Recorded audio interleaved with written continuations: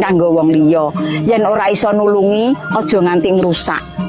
Gusti Allah ora nate adoh, sing adoh kuwi atine wong sing lali sembahyang. Rezeki kuwi ora mung pangan lan bondo, nanging uga sehat lan tentreming ati. Ilinga, saben sujudmu kuwi bekal kanggo uripmu sawise mati. Yen awake dhewe nindakake kabecikan marang wong liya, bisa wae wong kuwi ora mbalekake kanthi becik, nanging Gusti Allah bakal ngutus wong liya kanggo nindakake kabecikan marang awake dhewe.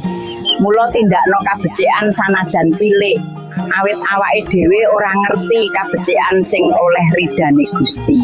Tresna lan pangayoman ibu ora ana tandinge. Saka kono kowe sinau rasa sabar lan tulus. Aja lali ibu iku